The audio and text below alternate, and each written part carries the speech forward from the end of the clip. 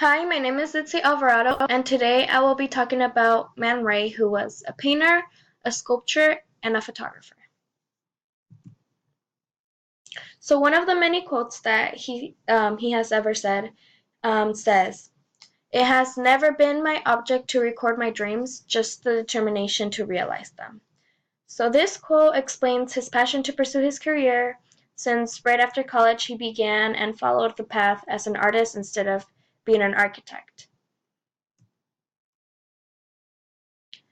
So for biographical information, he was an American visual artist who was born in Philadelphia in 1890 and died in Paris in November 18 of 1976.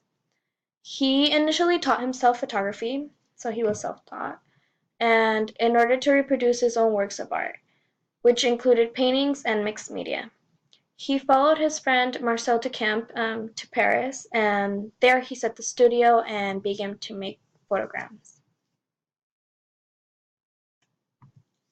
So for his photographic career, like I said in one of my previous slides, when graduating from high school in the year 1908, he declined a scholarship to study architecture and began pursuing his career as an artist. Um, One of his famous photographs, called Violon d'Ingres, was shown in the exhibition Le Bain Turc d'Ingres, which translates to the Turkish bath in the Museum of Louvre in Paris. Sorry. um, Man Ray also wrote an autobiography called Self Portrait, which is one of the sources I used for this project.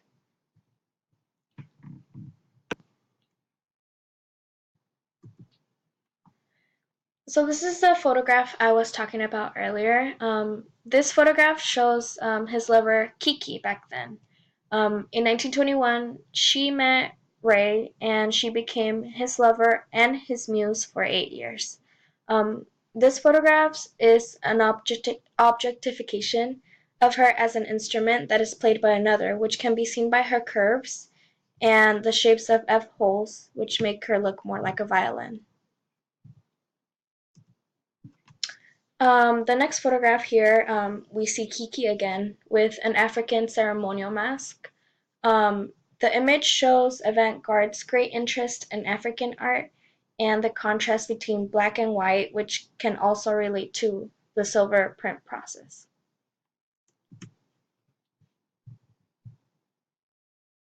Personally, this is one of my favorite works of Man Ray because the subject's facial expression really captures my attention. Even though it is not a real person but a mannequin, it looks very much like a real person, which I think is very amazing. Um, this was created after a hurtful breakup with his assistant and lover Lee Miller. He was trying to capture the way he felt after his recent breakup by showing distress, anger, and sadness through the model's eyes.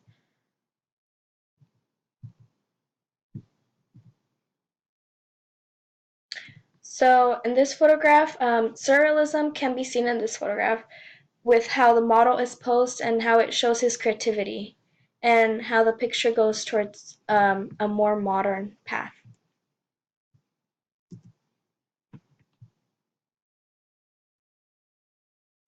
So in this picture, we see Marchese Casati, which was an Italian aristocrat who was used as a model for a few of Man Ray's photographs. With this photograph, we can get some of his bizarre style that he uses. The following four images, which are these four, are all rayographs. The processes of these four images are all gelatin silver, and only three of them are entitled with no name. The only one that has a title is this one, which is called Calla Lilies. You can see that Man Ray was probably experimenting with whatever he saw and just put it in photosensitive paper and exposing them to light. Since you can see in this photograph how he uses light bulbs, and then in this one you can see slinkies right here, and then he also uses people as his subjects for this rayograph.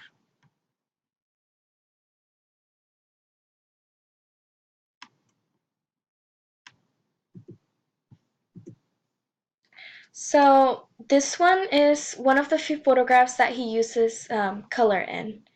Um, as you've seen in the previous slides, not many of his pictures have any color. They're all black and white.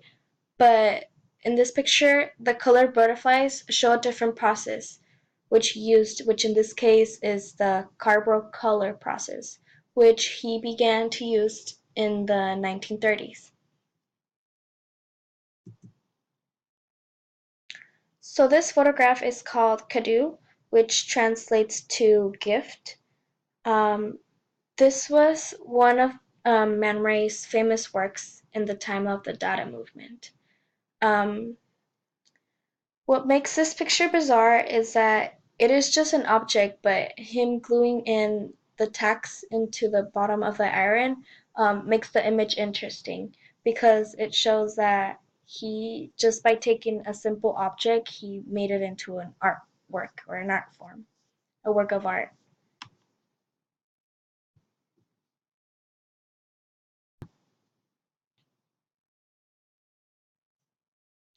So the following two pictures, which are Man Ray's Main Bakker's Triumph in black net and Man Ray's Elizabeth Arden electrotherapy facial masks, are from his commercial fashion photography.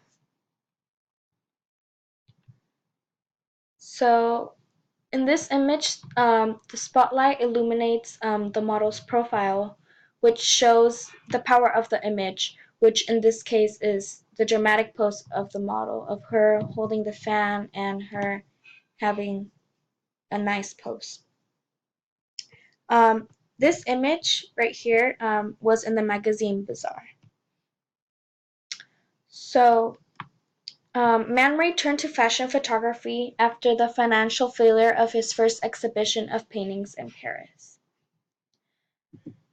So he saw fashion photography primarily as a means of supporting his experimental artwork.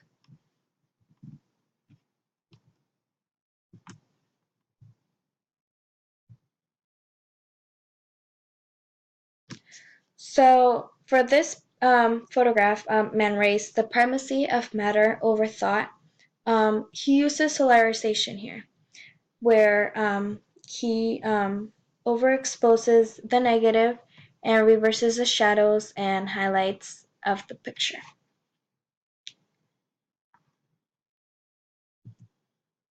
So this photograph is a self-portrait of Man Ray himself.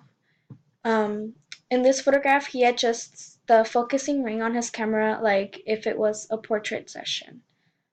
This again is another example of a photograph where he again uses solidarization.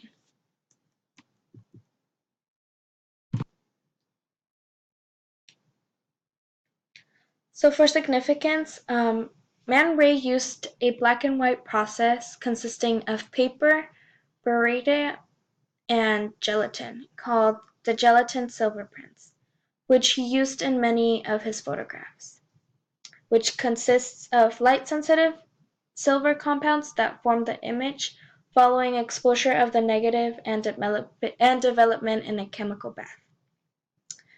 So he was one of the leading leaders of the Dada movement, along with Marcel Duchamp, who was one of his biggest influencers. As well as being part of the Dada movement, he was also part of the Surrealism movement.